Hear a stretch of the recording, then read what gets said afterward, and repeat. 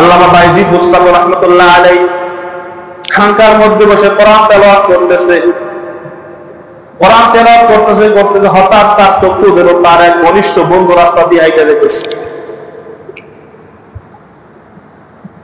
তো তার মনে একটা আকাঙ্ক্ষা হইল, আমার বন্ধু মনে আমার তেলাওয়াত শুনছে, আমার বন্ধু আমার তেলাওয়াত শুনছে।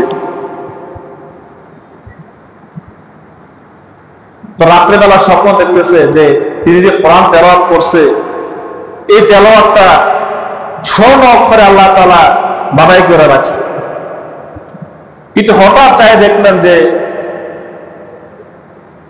যে পৃষ্ঠা তেলাওয়াত করছে ওই পৃষ্ঠার দুইটা আয়াত এখানে নাই। স্বর্ণ অক্ষরে যে বাধাইছে, এই বাঁধানোর বোর্ডের মধ্যে দুইটা আয়াত নাই।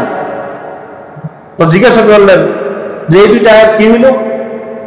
তিনি বুজুর্গ মানুষ বুঝতে পারলেন, তাহা আমি তো এই দুই আয়াত যখন তেলাওয়াত করি তখন আমার বন্ধু রাস্তা দিয়ে যাইতেছে, আমার মনের মধ্যে এমন একটা আকাঙ্ক্ষা আছে আমার বন্ধু আমার তেলাওয়াত শুনতেছে, এই জন্য এটা আল্লাহ কবুল করে না, আল্লাহ এটা এখানে উঠায় নাই। মানুষ দেখাবে ইবাদত, এটা আল্লাহ পছন্দ করেন না। ইবাদত করেন, আপনার ইবাদত আপনার মুখের মধ্যে আল্লাহ দিতে পারবেন না।